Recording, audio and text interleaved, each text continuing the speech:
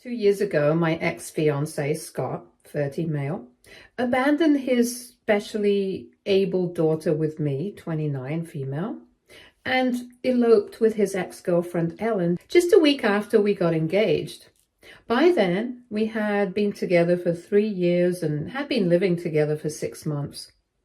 He told me that he was leaving for a work assignment and asked me to babysit his daughter for just a couple of days.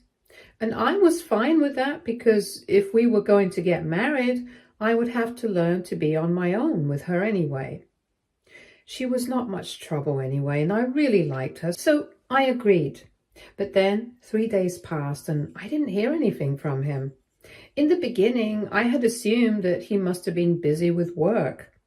But then almost a week passed and I still didn't hear from him, and that's when I started panicking. I tried to call his family, but nobody answered. Neither did his friends. Everyone had just blocked me, and he had also deactivated all his social media accounts and blocked me everywhere. So I tried to contact his workplace, and they told me that he had quit his job a month ago, and they hadn't heard from him since then. That's when I started to think that he might not be coming back. But I still had his daughter with me. So I was holding out hope that he might find his way back and we might be able to fix everything. But then, a couple of days later, I turned the house upside down to look for anything he might have left, like a clue or something to show where he might be. And that's when I found a note under his side of the bed that I hadn't checked before. It had been stuck on the bottom of the mattress, so I hadn't been able to see it. But it was basically a letter to me, telling me that our relationship had been a mistake and that he had been cheating on me with Ellen on and off for the past 3 years. The only reason he had even proposed was because he thought that this would finally get him to stop seeing Ellen. But she ended up proposing to him a couple of days later after she found out, and they decided to get away from this place and start again somewhere new, and requested me not to try and find him. He said he was really sorry about whatever had happened, but he had to leave his daughter behind because she was a useless load, a total burden on them, and they couldn't deal with this anymore.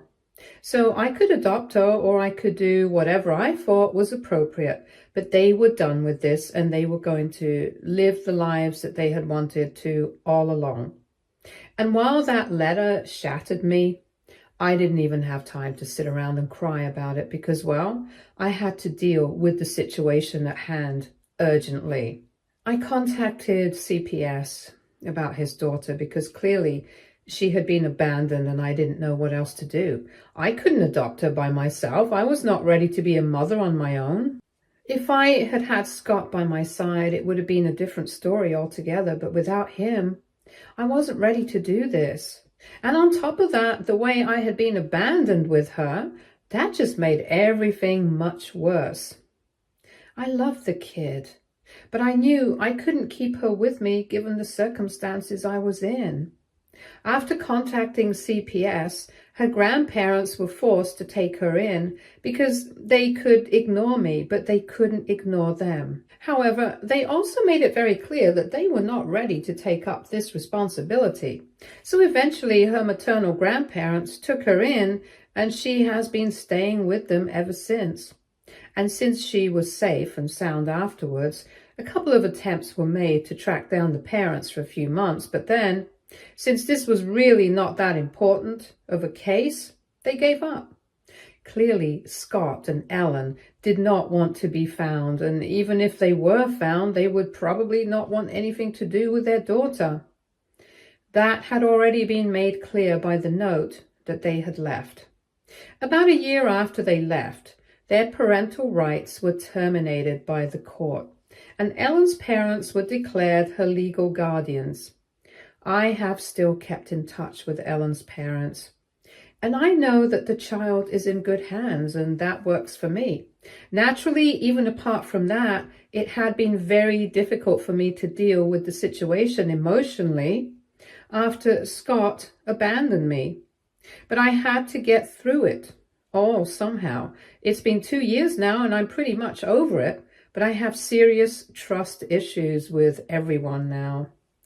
Anyway, I'm still staying in the house that I used to live in 2 years back, and last week Scott and Ellen had the audacity to show up at my doorstep. I ended up opening the door to talk to them because I really wanted to know what they had to say to me after 2 whole years. They started off by apologizing to me. They were crying. They told me that they had messed up and they were really sorry about everything, but now they had realized that they were ready to be parents, but they had done something very heinous. So they wanted to take their daughter back and make it up to me.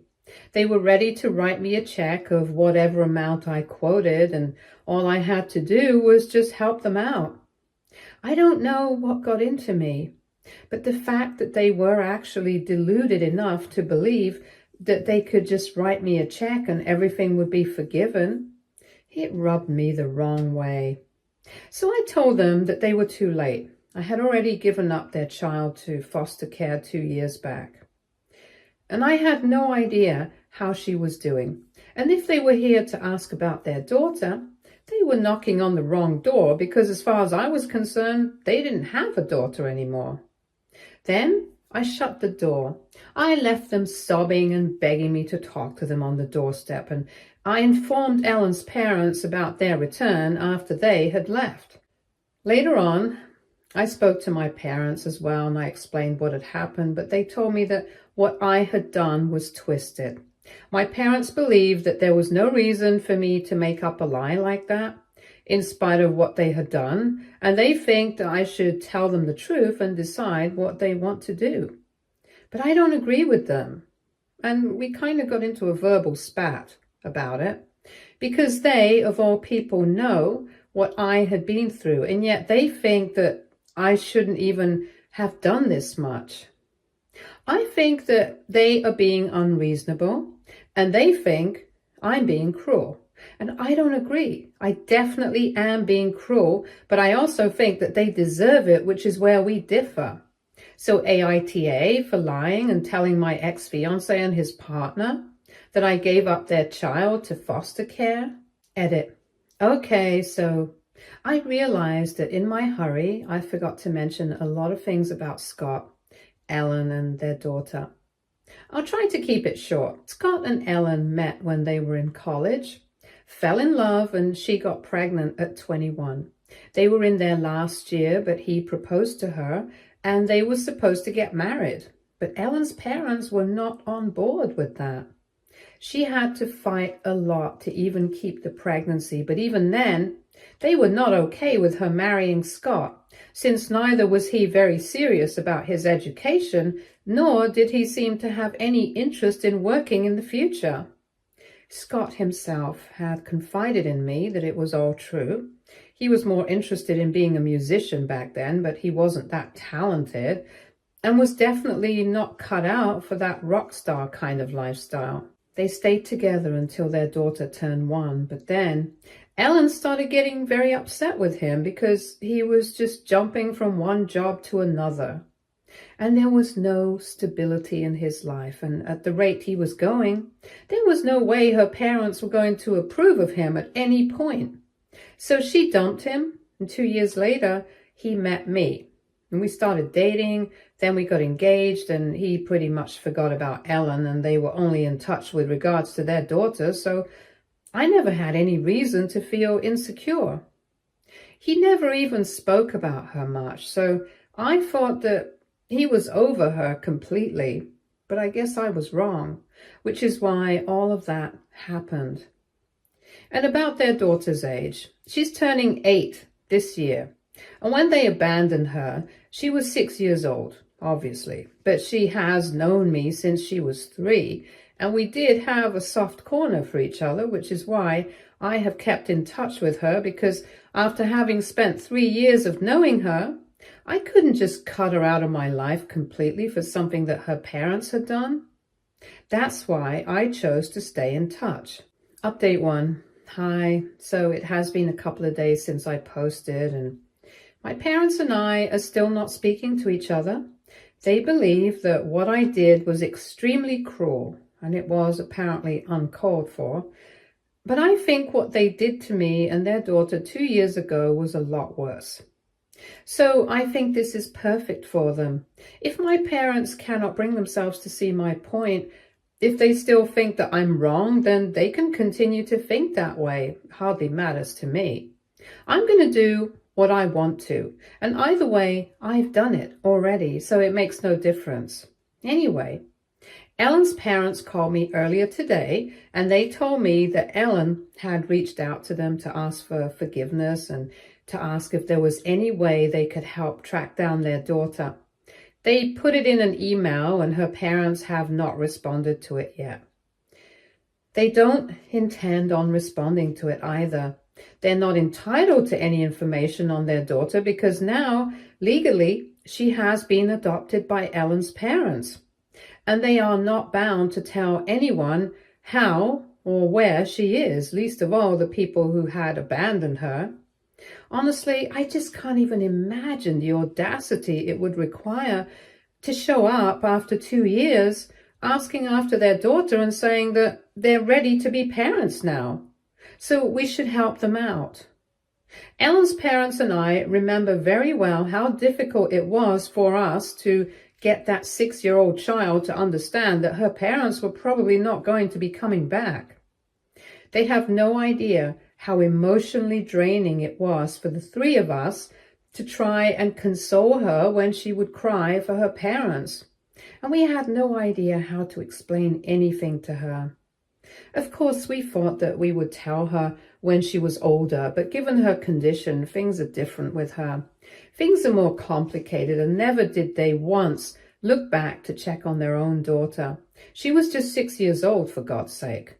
I can't imagine how they brought themselves to just leave her and go away. And now, all of a sudden, just because they feel conscientious and it's convenient for them, they are back and want their daughter back in their lives. Some guts it must require, I have to say that. Anyway, I'm just glad that Ellen's parents had never liked Scott, and I think they had the right idea about him. The two of them really do deserve each other, and anybody who thinks that I should show them any sort of kindness, they are seriously fooling themselves. They should actually be glad that law enforcement did not pursue their case, since they were not much of a priority. Because if they had been found, I would have personally sued them. Sadly, I did not get the chance to do that back then, but now I'm not going to leave any stone unturned to make sure that they pay for what they did. And I'm not even talking about paying financially. I'm talking about making them pay emotionally. Anyway, I highly doubt that any amount of money is going to make up for what they did, especially to me. At least their daughter is young, and with time she will be able to move on and maybe forget about it. I'm not saying it's going to be easy for her, but at least she has her whole life ahead of her. But in my head, I had really planned a future with Scott, and after him, I was not able to trust any guy at all. For the past year, I've been thinking about putting myself back out there, but I just can't bring myself to do it. I have even been out on a couple of dates, but it always fizzles out. And my parents know how difficult it has been for me to deal with all of this. To deal with him abandoning me like that. And even then, they think it was appropriate for them to say that I was being cruel to him. It just doesn't make any sense to me, and I'm really hurt and angry that they are choosing not to speak to me over something like this. I'm literally their only child, and I can't believe that this is how they're choosing to treat me. It's just hugely disappointing, but there's not much that I can do about it. And I'm definitely not going to reach out to them first. If they want to talk to me, they're going to have to come to me. Until then, I'm just grateful that I have this platform to speak about my problems anonymously, because so far, I haven't even been able to tell my friends about any of this. It just feels too personal. And on top of that, after the reaction I received from my parents, I don't know what to expect from anyone. I definitely don't need any extra drama right now, so I guess I'm just going to keep it to myself for now. Update 2.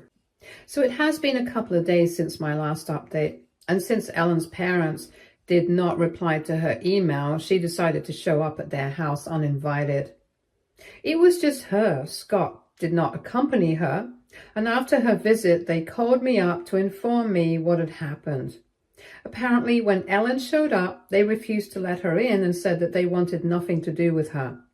And if she was here to ask about her daughter, then she was just going to be disappointed because she was not with them. Thankfully, at that point in time, she was taking a nap anyway, so there was no chance of her being found out in the house anyway. But Ellen started begging and crying and said that she knew her daughter had to be here and that we had all been lying to her, and she knew that she had messed up, but as a mother, she had the right to see her daughter. She insisted that they had to let her in, and as her parents, they could not be that cruel. So they got into a fight, and Ellen started banging on the door when they shut it, but even then her daughter did not wake up. And I'm really thankful for it because I think it would have been very traumatizing for her. After a while, her parents said that they would call the cops, and that's when she finally left. They called me to warn me about it because now that she had somehow figured out that her daughter had to be with them, they would probably try to come to me as well and try to talk me into convincing them. But that's obviously not happening. I don't even think that I'm going to entertain their visits, and I'm definitely going to call the cops as soon as they decide to show up here the next time. In all honesty, I'm beginning to think that it's probably Scott's parents who are responsible for this.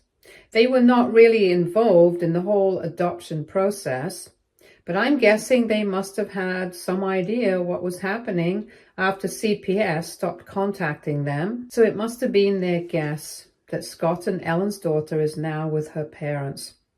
Because she's definitely not with me, that's for sure. And given how Scott's parents always adored him, I'm pretty sure that they had stayed in touch with him for the past 2 years, but had refused to help find them. I think all these people are just failures at being parents or even just good people in general. They really do deserve each other, and I think they should stick to each other instead of bothering us. I don't even understand why they are being so stubborn about getting back to their daughter. They could just make another baby now. Or maybe I'm guessing that that must be part of the reason why. Maybe they don't feel guilty, and maybe they just want to get back into their daughter's life because there must be some problem with conceiving another baby.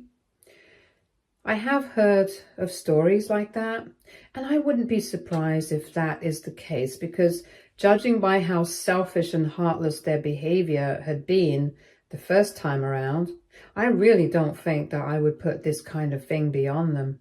Anyway, I'm not sure of it, so I can't say anything as to why they want to get back to their daughter after 2 years. But from the gut feeling that I've been getting for the past few days, I'm pretty sure that it's nothing to do with their conscience or whatever. In fact, I would probably go to the extent of saying that they don't even have a conscience, because if they did, they wouldn't have done something so disgusting in the first place.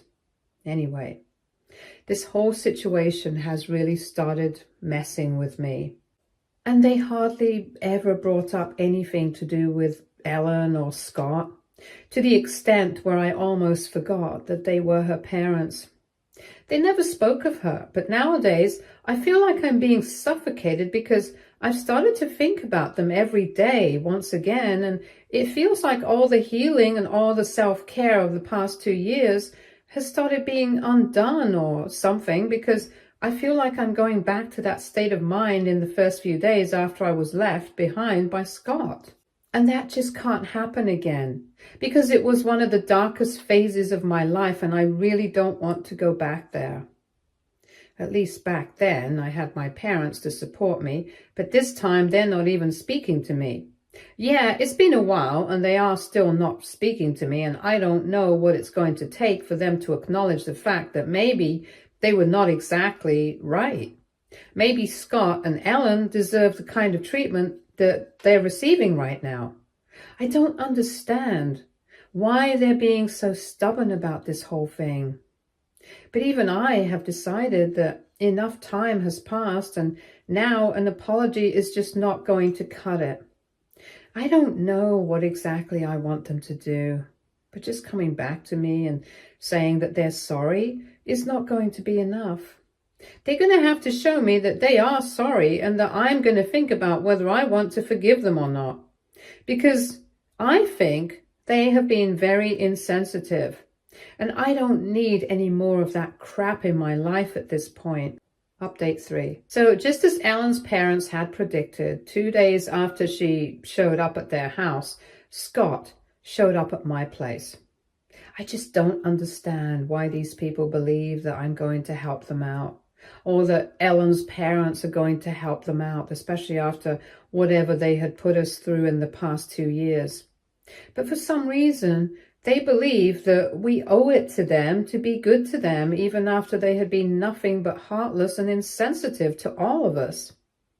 Of course, just as I had expected, he showed up alone this time without Ellen, and I'm pretty sure that this is a strategy or something. They probably think that showing up with each other is going to make us even more upset.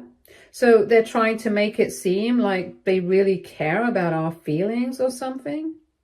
I don't understand why they think we are such fools, but anyway, when we showed up, I instantly told him that he needed to leave or else I would immediately call the cops. He started crying immediately, saying that he knew that he had messed up, but he had learned his lesson, and said that karma had finally caught up with them. Apparently, a few months ago, Ellen had been diagnosed with cervical cancer, and they believe that this is their punishment for abandoning their daughter and treating us the way that they did. So they have come back now to make up for everything that they have done in the past. And they are hoping that we will forgive them so they can move on with their lives and take back their daughter. I don't know if the whole cervical cancer story is true or not, but it hardly made a difference to me. I told him through the door that this sob story of his hardly made any difference to me. And if he thought that he could get me to take pity on him by saying all these things, then he was very wrong. Because I haven't forgotten how I felt back when he left me, and I'm never going to forget that feeling for the rest of my life, thanks to the trust issues that he has given me. And neither do I feel the need to forgive him. Nor do I feel the need to believe him and his stories. Even if the cancer story is true, I don't care about it, because regardless of whether Ellen is suffering or not, their daughter is still not a toy that they can take back whenever they want to. They might have figured out where she is and with whom, but if he was here to convince me to talk to Ellen's parents and let them have her back, then he was seriously mistaken, because I was not going to do anything of the sort, and my decision was final. I didn't want to hear any more. I told him that he had 30 seconds to get off my property. I already had the phone in my hand and was about to call the cops when he told me that he was finally leaving, but he needed me to know that he was not making up anything. He was telling me that whatever he had said so far, it was the truth. And he really was sorry about everything that I had to go through, that Ellen's parents had to go through. And he confirmed what I already knew, that his parents had told him that in all probability, it was probably Ellen's parents who had ended up adopting their daughter. And also, Ellen had already visited them, but had no luck in seeing their daughter even once.